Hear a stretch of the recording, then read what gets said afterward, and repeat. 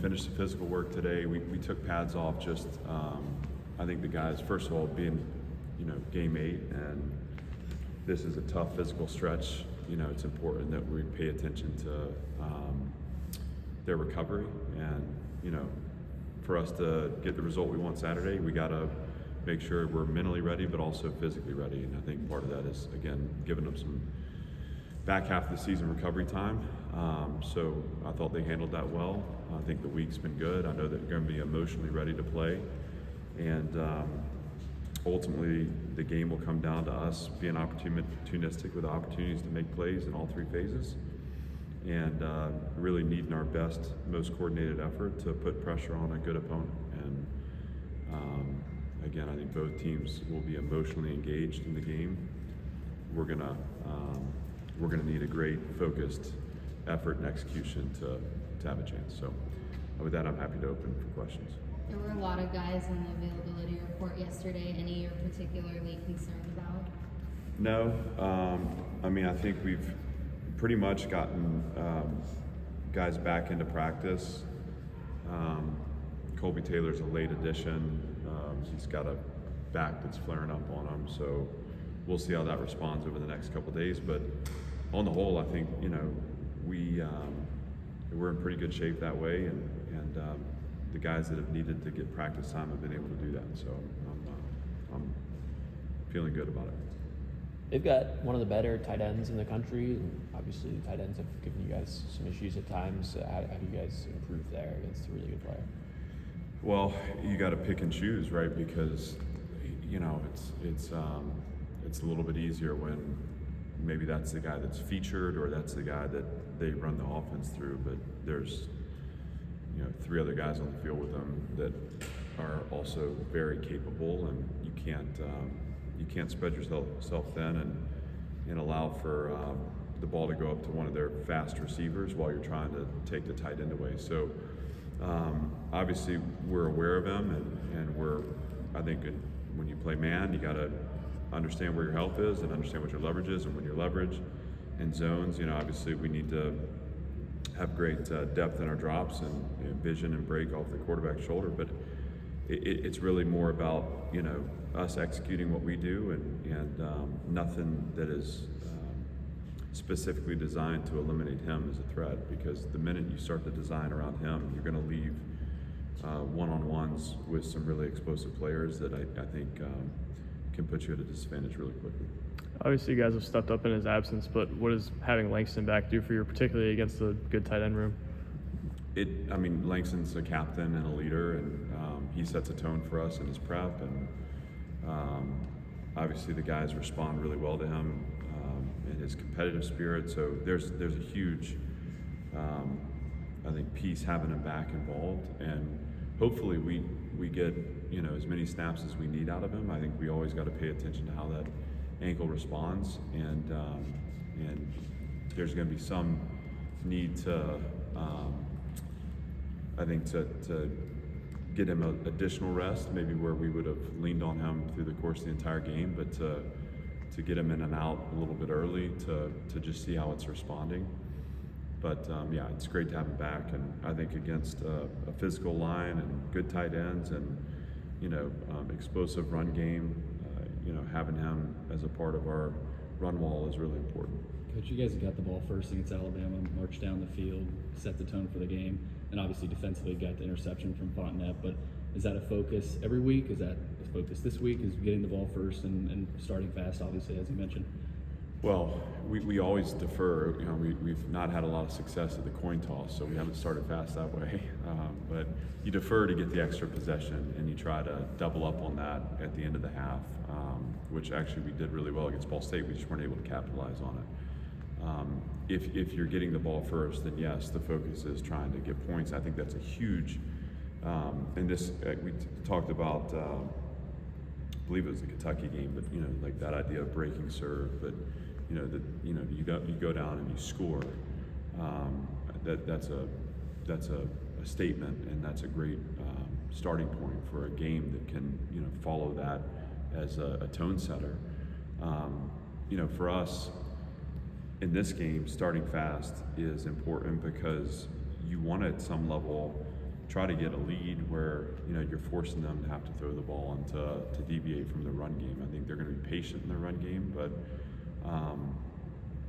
the things that we're focusing on as critical factors in the game that we feel like if we execute from a strategic standpoint, we put ourselves in an advantageous position to get the result, center around getting a fast start and trying to really turn the tables on a team that's, again, really talented. So yes, it's a focus. Yes, it's a point of emphasis.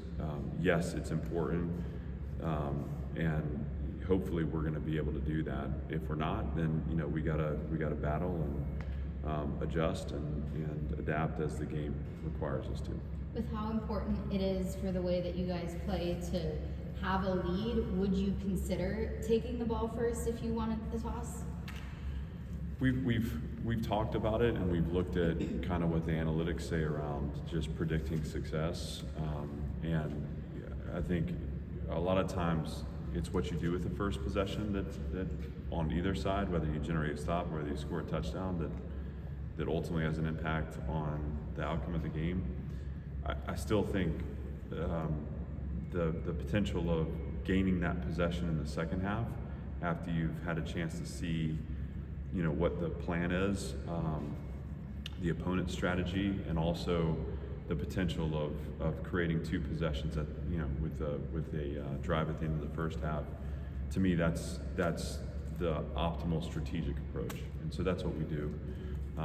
But certainly, you know, we're not afraid to take the ball, and you know, that literally comes down to a coin toss. So we got to be ready, and you know, we've done a nice job when we've had those opportunities. Our offense has responded well.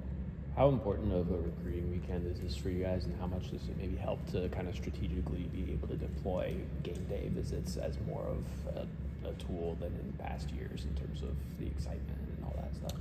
Well, I think the momentum the program's building is huge for recruiting. I think this weekend is going to be reflective of that momentum, and certainly I think you spend a long time kind of painting this vision, you know, and there's still a world where you're talking about the vision for a sold-out stadium that's all black and gold. You know, I mean, that's still going to be a part of this as we move forward, and I think, you know, part of it too is going to be have a fully constructed stadium as well, right? That's a part of the vision, you know, also. But the momentum's been really helpful, and I think it's just all the things that we've talked about in recruiting. It's kind of backed it up and validated the statements, you know, and if without some semblance of results and, you know, proving it, I think words can become hollow really quickly. People that pay attention to who we are and what we do, I think, have always seen the beginnings and the foundation of something that's special. And I do think our approach in recruiting and our approach just to our program is unique. And those that have taken the time as recruits to get to know us that way, I think they've been drawn to Vanderbilt. But I don't blame people for also needing to see that, hey, this is what the path to success looks like. And I think you're starting to talk to the recruits about not the building the foundation of the program, but building upon. And that to me is a totally different narrative that I think is gonna deepen the pool of players that we get to select from. And then that includes transfers too. I mean, it's all the same, right? They, you know, competitors want to know that there's an opportunity to find the results. Our unique approach, I think, gives them a holistic development picture that is appealing. The sense of community we build here internally, I think, is appealing. The way we treat each other and respect each other is appealing.